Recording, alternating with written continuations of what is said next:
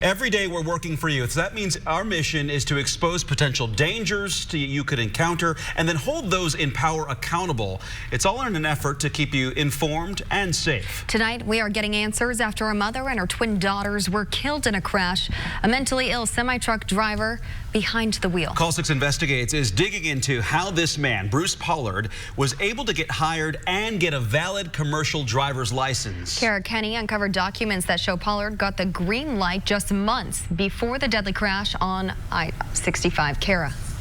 We obtained these federal documents that show Bruce Pollard passed a doctor's medical examination in February 2019 and again in May 2019, just months before the deadly crash on I-465 that took the lives of 3 people.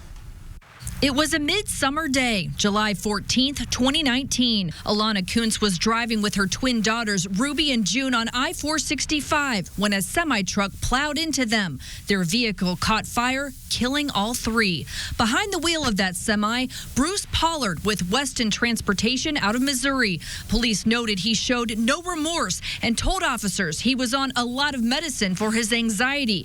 His own attorney, Jack Crawford, questions why Pollard was operating a semi. He clearly should not have been driving a 60,000-pound heavy truck on the interstate highways in July of 2019. He shouldn't have been driving. And that's another question in this case. How did he obtain his CDL license? Great question. One Call 6 Investigates is getting answers on. This month, a Marion County judge accepted Pollard's plea of guilty but mentally ill on charges related to the deadly crash. 5 minutes with Mr. Pollard, I think, would convince anyone that he has a mental illness. Medical records submitted to the court show Pollard was treated for a variety of psychiatric illnesses in 2015 and 2016, including schizophrenia and bipolar disorder. Further evaluation revealed Pollard had lesions on his brain and was taken to the ER 4 times for confusion and agitation that could not be controlled.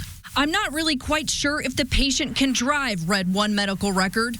Fast forward to May 2019. Call 6 Investigates obtained these records that show a Missouri doctor found Pollard qualified for his medical certificate. That means Pollard passed a state medical exam just months before the crash. Crawford says Pollard was able to use that required medical certificate to get his Missouri commercial driver's license. That should have been noticed by someone, and he should not have received his commercial driver's license. Our sister station, KSHB, reached out to the Missouri Department of Revenue, the state agency that issues CDLs, to ask how Pollard got his CDL. But a Missouri spokeswoman says she can't comment because there is an ongoing investigation. Call 6 Investigates did some checking and found medical exams for truckers include cognitive and behavior testing, and drivers are asked to disclose any history of mental illness. Gary Langston is president of the Indiana Motor Truck Association. It's an extensive evaluation. The unfortunate part about that is that, a person who might have some issue might not have an issue that day. And it might not be readily identifiable.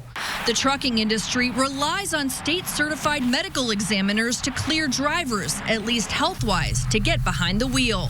This is a really important job that subjects these people to the general motoring public every day.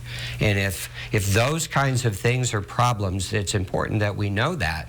Best West Express out of Vincennes says when they hire drivers, they look at driving records, background checks, and of course, whether someone passed a medical exam. But President Eli McCormick says no system is foolproof. We've seen it in the past where, so a driver that's diabetic is not allowed to drive a commercial vehicle that's insulin dependent.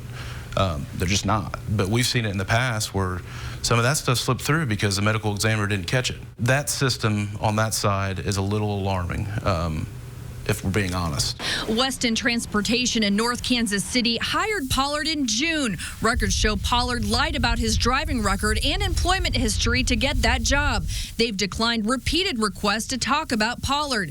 McCormick says his company vets candidates as much as possible, including meeting them in person. I think it comes down to honesty and integrity of the applicant and the driver. If they're not being honest and they don't have integrity, then there's no way that we can catch that 100% of the time, because we're reliant upon other people seeing signs of what that is. What's not clear is how Bruce Pollard passed his medical exams despite a documented history of serious mental illness. What is clear is that a mother and her 2 daughters lost their lives in a crash that should never have happened. One thing that's unique about the trucking industry is that many truckers go days or even weeks without seeing their coworkers or supervisors. Of course, that complicates a company's ability to identify a mental health issue. Also, when companies get the results of those medical exams, the carriers may see results like hearing and vision, but they do not get to see anything regarding a driver's mental health. Sounds like a lot of hurdles out there. So should we feel safe on the roads knowing that a lot of employers have to go through these hoops? We found there's actually a lot of stopgap measures in place to ensure that drivers on the road are fit to drive both physically and mentally. However, as we know, no system is perfect, and sometimes things slip through the cracks. The Indiana Motor Truck Association says they fully support regulations that will improve safety and get dangerous drivers off the road. Well, Kara, you mentioned that Pollard pleaded guilty to these charges.